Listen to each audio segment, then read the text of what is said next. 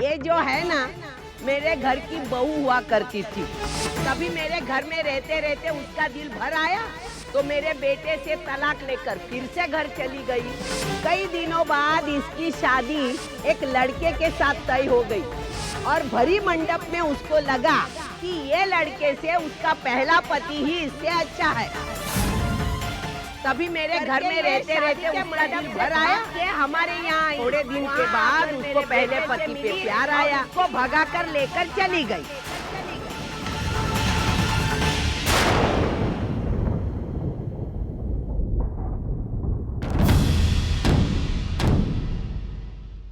अर्चना, अर्चना, आई देख, अच्छे बुरे हालत में ही सही, लेकिन अर्चू ताई कम से कम अपने घर तो लौटी। तू अब प्लीज टेंशन लेना बंद कर, क्योंकि तू जितना ज्यादा स्ट्रेस लेगी तेरी तबीयत पे उतना ही ज्यादा असर पड़ेगा। और देख, जितनी जल्दी हो सके मैं आकर तुझसे मिलकर जाऊंगी, ठीक है? रखती हूँ, बाय। क्या हुआ? कुछ मालूम चला क्या अर्चना के बारे में? हाँ, दादा ताई के घर गए थे, वो घर पर आ गई। मतलब हुआ क्या था एग्जैक्टली? कुछ मालूम चला? कुछ नहीं पता, दादा ने कुछ पूछा ही नहीं। तो कम से कम ये तो सही हुआ कि वो घर पे आ गई। मैं बहुत परेशान हो गया था उन दोनों के बारे में। और मैं आई के बारे में, मैं जानती हूँ ना आई को। अर्जू ताई के बारे में जरा कुछ सुना नहीं कि उसकी जान आधी हो जाती है। बाबा, आपको पता है, जिस दिन से ताई मानव के साथ घर छोड़कर गई है उस दिन से लेकर आज तक आई एक भी रात ठीक से सो नहीं पाई। दिन रात बस उसी के बारे में सोचती रहती है, उसी की चिंता करती रहती है, और इसका असर उसकी सेहत पर पड़ रहा है। अगर ऐसे ही चलता रहा ना तो पता नहीं अर्चू ताई की एक गलती की वजह से आई की हालत क्या से क्या हो गई है। वर्षा, आई के बारे में तुम्हारे जो भी जज्बात हैं वो मैं समझ सकता हूँ, लेकिन आई की हालत के लिए अर्चना को दोष देना वो सही नहीं है। मान लो कि अर्चना जयवंत से शादी कर लेती, उसके बाद अगर वो दुखी होती तो क्या तुम्हारी आई खुश होती? नहीं, आज अर्चना जहां भी है, जैसी भी है, जिन भी हालात में, वो खुश है मानो के साथ। उनकी खुशियों में हमें अपनी खुशियां ढूंढनी चाहिए। मुझे उन दोनों की खुशियों से कोई प्रॉब्लम नहीं है, लेकिन खुद की खुशियों के खातिर उन दोनों ने औरों की कितनों की खुशियों को बर्बाद कर दिया है, स्पेशली आई की खुशियों को।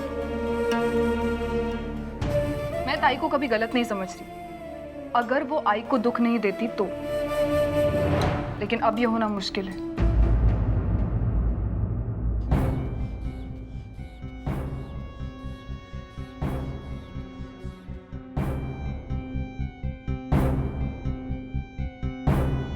इनका ब्लड प्रेशर अचानक से बहुत लो हो गया है और ये वीकनेस भी उसी वजह से है।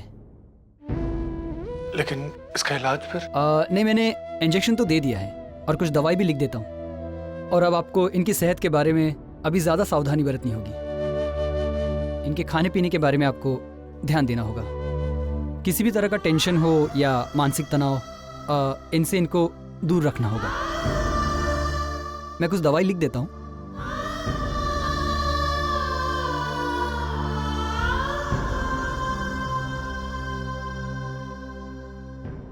पर इस बार ध्यान रखना होगा।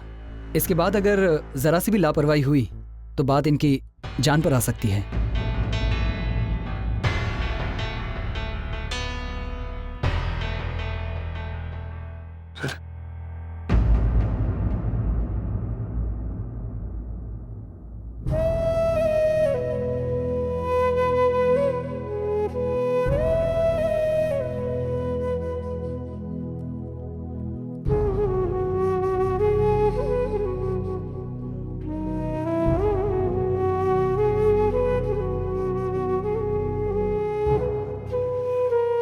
मानव, आप मेरी चिंता बिल्कुल मत कीजिए। ये डॉक्टर तो ऐसे ही कहते रहते हैं।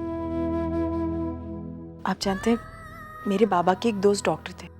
वो कहते थे कि अगर पेशेंट एक ही झटके में ठीक हो जाए तो वो डॉक्टर नहीं होता। डॉक्टर ने कम से कम 10 बार विजिट देनी चाहिए, 10 इंजेक्शन देने चाहिए, तब जाके डॉक्टर की फीस बनती।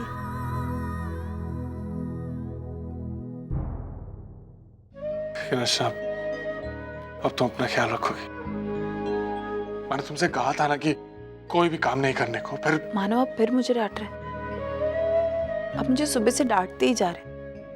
एक बात कहूँ, मैं गुस्से में अच्छी लगती हूँ, लेकिन आप डांटते हुए बिल्कुल अच्छे नहीं लगते। प्लीज अब कुछ भारी काम मत करना, सिर्फ कुछ दिन, ठीक है? ठीक है। भूख लगी है। हाँ, मैं बाहर से खाना लेके आता और साथ में तुम्हारी दवाइयां भी ले आऊंगा।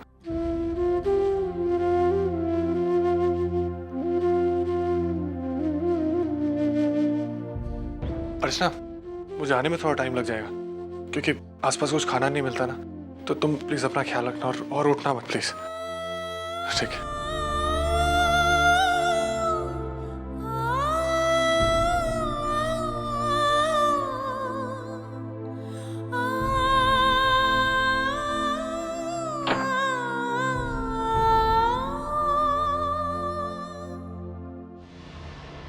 क्या हुआ मानव?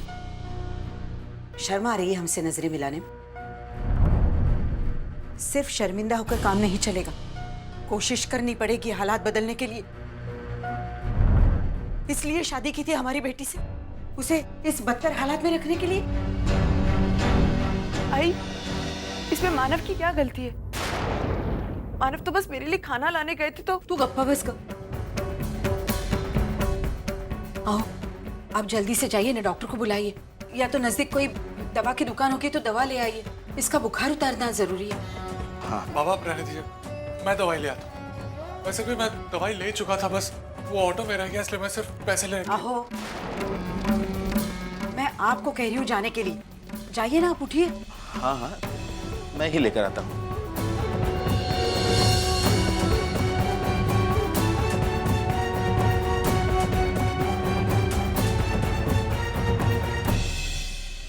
मानव, तुम जाओ, तुम जाकर डॉक्टर से पूछ कर आओ। हो सके तो उन्हें साथ में लेकर आना, और अगर वो नहीं आ पा रहे तो उनसे पूछना कि बुखार कम होने की कौन सी दवा देनी चाहिए। जी बाबा, अभी आता हूँ।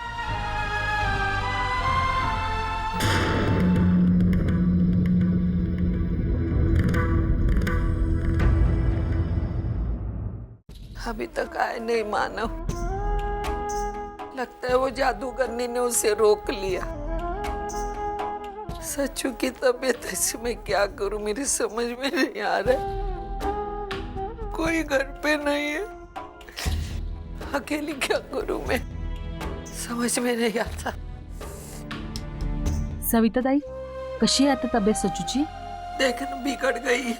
अच्छा हो गया तू आ गई, मैं तेरे पास ही आने वाली थी। तू एक काम करेगी, तेरी बहन को फोन करके बोल, जाके मानव को बोलना कि सचिन की तबीयत बिगड़ गई है, जल्दी आ। हाँ ठीक है, ठीक है, मैं अभी आती हूँ। पता नहीं वो चुड़ैल उसे आने देगी या नहीं। आइए।